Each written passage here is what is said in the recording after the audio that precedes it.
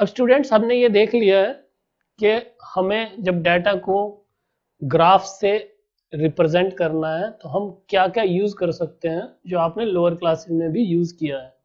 Pictograph मैंने आपको बता दिया पार्ट 1 में, ठीक है।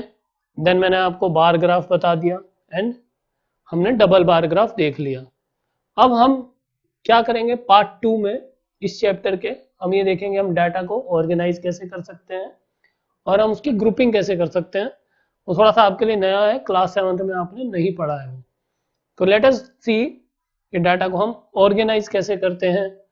अगर मेरा डाटा ऑर्गेनाइज नहीं है, आपने कहीं से कलेक्ट किया, तो हम उसको बोलते हैं रो डाटा। तो let us see this part 2।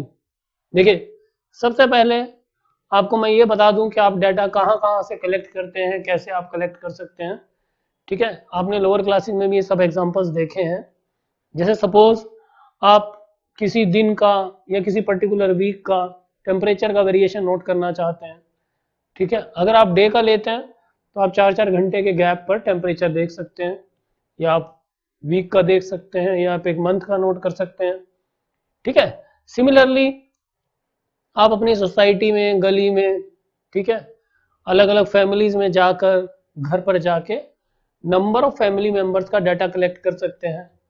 तो ऐसा कोई भी डाटा जो आप कलेक्ट करते हैं उसको क्या बोलते हैं, raw data. That is called raw data, ठीक है। वो अनऑर्गेनाइज्ड है, हमने अभी उसको किसी टेबुलर फॉर्म में, ग्राफ की फॉर्म में रिप्रेजेंट नहीं किया। जो हमें डाटा कहीं से भी मिला, ऐसे डाटा को हम रो डाटा बोलते हैं, ठीक है। अब आपको उससे मीनिंगफुल बनाने के लिए, उससे मीनिंगफुल इंफॉर्मेशन एक्सट्रैक्ट करने के लिए you need to organise the data systematically, ठीक है। तो उसके लिए हमने यहाँ पर एक एग्जांपल लिया हुआ है।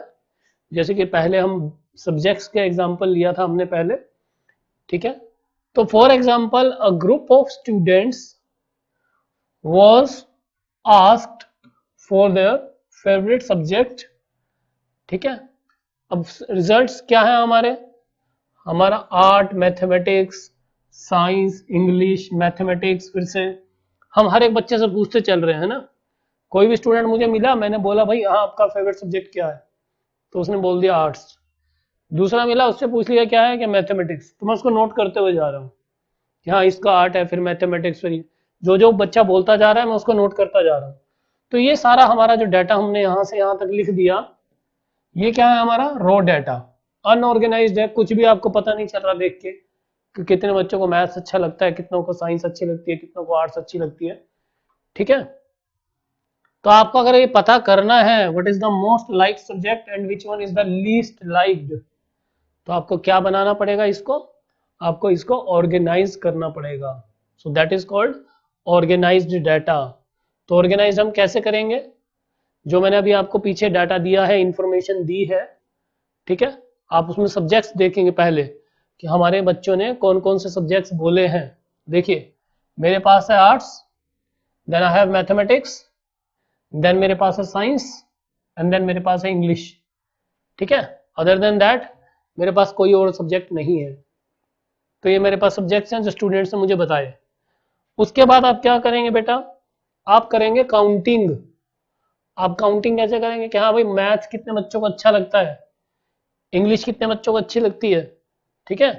वो आप काउंट करके इस तरह के टेबुलर फॉर्म में लिखेंगे, subjects arts, mathematics, science, English, and then number of students, ठीक है। तो सपोज हमारे एग्जांपल में आर्ट्स अच्छा लगता है 7 बच्चों को, मैथ्स अच्छा लगता है 5 बच्चों को, ठीक है। एंड देन मैथ्स अच्छा लग रहा है बेटा 5 बच्चों को, देन सिमिलरली हमारा 6 बच्चों को अच्छा लग रहा है साइंस, देन इंग्लिश अच्छी लग रही है 4 बच्चों को, ठीक है। ये तो एक हो गया कि हमने यहाँ नंबर्स की फॉर्म में लिख दिया, डाटा नंबर की फॉर्म में हमने लिख दिया कि कितने बच्चों को क्या अच्छा लगता है, जैसे आर्ट्स, मैथमेटिक्स, साइंस, इंग्लिश। अब हमें अगर इसके टैली मार्क्स बनाने हो, we need to draw the tally marks for the same information. Tally marks हालांकि आपने बनाए हैं पहले लोअर क्लासेस में, तो let us draw the tally marks for the same. तो टैली मार्क्स आप कैसे बनाएंगे बेटा, देखिए 1 2 3 4, दिस इज 5, ठीक है। हमारे हो गए 5, देन 6 एंड 7। तो आपने ये ध्यान रखना है, जब आप 7 बच्चों को रिप्रेजेंट कर रहे हैं यूजिंग द टेबल, आर्ट्स अच्छा लगने वाले कितने बच्चे हैं? 7 बच्चे। तो मैंने क्या किया, 1 2 3 4 एंड देन ये जो स्लैंट लाइन मैंने लगाई है ये मेरा होगा 5 काउंट, देन 6 एंड 7। अब मेरा बेटा मैथमेटिक्स में कितने हैं स्टूडेंट्स? 5। तो 1 2 3 4 5। आपको मैं एक चीज बता देता हूं कि टैली मार्क्स और इसमें कोई डिफरेंस नहीं है। ये this is just another way of presentation. आप डाटा को प्रेजेंट कर रहे हैं तो आप कैसे लिख रहे हैं? 5 को ऐसे ना लिख के मैं ऐसे लिख रहा हूं बस, ठीक है। अब मैंने लिखा 6, तो 1 2 3 4 5 एंड देन 6, देन मुझे लिखना है 4, 1 2 3 4 बस। तो दिस इज टैली मार्क्स। आपका टैली मार्क्स टेबल आप तभी बनाएंगे जब आपके पास ये वाली इंफॉर्मेशन हो। तो पहले आपने ये वाली इंफॉर्मेशन लिखनी है, देन आपको टैली मार्क्स लिखना है, ठीक है। So number of tallies before each subject gives the number of students, ठीक है। नंबर ऑफ स्टूडेंट्स के बारे में पता चल रहा है who like that particular subject। और इसी चीज को हम क्या बोलेंगे स्टूडेंट्स? इसको हम बोलते हैं फ्रीक्वेंसी। कोई सब्जेक्ट कितने बच्चों के द्वारा लाइक किया जा रहा है, that is called frequency of that subject, ठीक है। तो फ्रीक्वेंसी हमें क्या बता रही है? That number of times a particular entry occurs. मैं डाटा चलते हुए कलेक्ट कर रहा था, ठीक है। तो मैंने बोला कि आर्ट्स कितने बच्चे लाइक कर रहे हैं, मैं नोट करते हुए जा रहा हूं, तो वो हो गई फ्रीक्वेंसी। कितने बच्चे लाइक कर रहे हैं? 7 बच्चे आर्ट्स लाइक कर रहे हैं। अब आप ग्राफ को देखकर या इस टेबल को देखकर एकदम से बता सकते हो, अगर मैं आपसे कोई भी इंफॉर्मेशन पूछता हूं, जैसे कि मैंने अभी आपको बोला था कि आपको ये बताना था कि which is the most liked subject and one least liked. तो आप क्या बोलेंगे इसको देख के कि मोस्ट लाइक्ड कौन सा है? Obviously arts. And least liked कौन सा है? इंग्लिश, ठीक है। आप टैली मार्क्स टेबल को भी देखकर इजीली बता सकते हैं। तो ये था हम डाटा को ऑर्गेनाइज कैसे करते हैं। रो डाटा मुझे मिला और मैंने उसको ऑर्गेनाइज्ड फॉर्म में कैसे लिखना है, ठीक है। अभी ये तो हो गया बेटा, अगर मेरे पास जो डाटा है वो कम है काफी, ठीक है। लेकिन अगर मेरे पास जो डाटा है उसकी कलेक्शन लार्ज है, तब हम ये काम नहीं कर सकते। For that I have to follow another practice. तो उस केस में हम क्या करेंगे? तो ये हमारा ग्रुपिंग का एग्जाम्पल है कि हम डाटा की ग्रुपिंग कैसे करते हैं, ठीक है। तो लेट अस सी दिस। अभी इस बार हमारे पास देखिए, consider the following marks out of 50 obtained in mathematics by 60 students। हो गया ना डाटा बड़ा। अब मेरे पास क्या है बेटा? आई हैव 60 स्टूडेंट्स, ठीक है, ऑफ क्लास 8th। उनके नंबर कितने में से आए? 50 में से, ठीक है। मार्क्स जैसे आप देख सकते हो 21 है, 10 है, 30 है, 22 है, 5 नंबर भी है, ठीक है। तो ये हमारे टोटल कितने स्टूडेंट्स के मार्क्स हैं? 60 स्टूडेंट्स के मार्क्स हैं, और हैं कितने में से? Out of 50। तो आप ये इनको नंबर्स को काउंट करके देख सकते हो। ये टोटल नंबर्स जो मेरे हैं ये है 60 स्टूडेंट्स के मार्क्स। अब जैसा कि मैंने आपको बताया कि ये हो गया लार्ज डेटा, ठीक है। तो फॉर कन्वीनियंस हम क्या करेंगे? हम इसके बनाएंगे ग्रुप्स। ग्रुप्स कैसे बनाते बेटा? 0 to 10, 10 to 20 एंड हम आगे तक बढ़ेंगे ऐसे। इसका मतलब क्या है 0 to 10? इसका मतलब ये है कि 0 to 10 इस रेंज में कितने बच्चों के मार्क्स हैं, ठीक है। फिर हम नेक्स्ट लेंगे कि 10 to 20 कितने बच्चों के मार्क्स हैं। अब अगर किसी बच्चे के मार्क्स 10 होंगे तो आपने उसको लेना है इस इंटरवल में, यानी कि लोअर साइड पर आपको वो नंबर रखना है। अगर किसी बच्चे के मार्क्स 10 हैं तो आपने इसमें नहीं लेना है, आपने इसमें लेना है, ठीक है। तो इसके लिए आप काउंटिंग करोगे कि 0 से 10 कितने बच्चों के मार्क्स हैं। आपका टेबल कुछ इस तरह से बनेगा बेटा। हमने यहां पर ग्रुपिंग करनी है डाटा की, ठीक है, और फिर हम उसका टेलीमार्क्स लिखेंगे and this will be our frequency.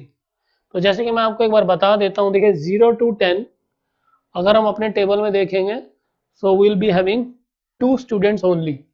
देखिए 0 to 10 में आपके कितने बच्चे हैं, एक बार उसको सर्कल करिएगा तभी आपको ये समझ आएगा।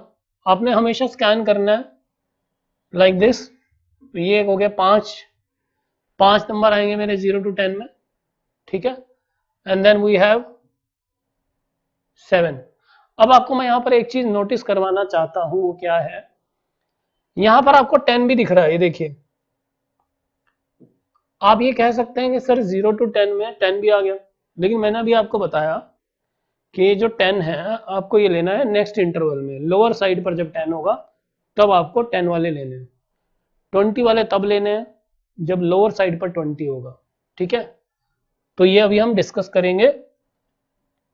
तो आपने देख लिया कि 0 to 10 में मेरे पास है 2 बच्चे, तो हमने अपने टेबल में यहाँ पर 2 डाल देना है। इसी तरह से आपने आगे बढ़ते हुए काउंटिंग करनी है कि 10 to 20 कितने स्टूडेंट्स हैं, ठीक है। अगर आप काउंट करेंगे दैट विल बी 10, फिर 21, फिर 19, फिर 7, फिर 1। जब आप ये पूरा एंटर कर लेंगे, आफ्टर दैट आप इसको ऐड करेंगे, ऐड करके आपके पास आ जाएंगे टोटल 60 स्टूडेंट्स। देखिए दोनों में डिफरेंस क्या है, अभी जो हमने पढ़ा था ये वाला, इसमें मेरे पास सिर्फ सब्जेक्ट्स के नेम थे। अभी मेरे पास क्या है, अभी हमारे पास क्योंकि मार्क्स हैं तो मैं उसको रेंज में डाल सकता हूं कि इतने से इतने तक कितने बच्चों के मार्क्स हैं। तो मैंने इसलिए क्या किया, 0 to 10 कितने बच्चों के मार्क्स हैं हमने ऐसे बना लिया, ठीक है। And this is called grouped frequency distribution. हमने यहां पर ग्रुपिंग कर दी बेटा, ग्रुप्ड फ्रीक्वेंसी डिस्ट्रीब्यूशन, ये मेरी फ्रीक्वेंसी है, ठीक है। तो अब हम एक टैली मार्क्स बना लेते हैं। टैली मार्क्स के लिए as you can see this is 2, तो हमने यहाँ पर 2 लगा दिया। देन मेरे पास है 10, तो 1 2 3 4 5 लाइक दिस, ठीक है, 5 ये एंड 5 ये। अब इस तरह से आप 21 बनाइए। एक बार अपनी नोटबुक पर खुद से ट्राई करिए, जब भी आप वीडियो देख रहे हो ना बेटा पैरेलली साथ साथ प्रैक्टिस करो। कोई आपको डाउट आता है तो फिर वीडियो को फॉरवर्ड करो, फिर देखो, ठीक है। अभी मैंने आपको एक बार आपको बता दिया, तो पूरा टेबल आप खुद से बना सकते हो, ठीक है। ये 5 हो गए हमारे।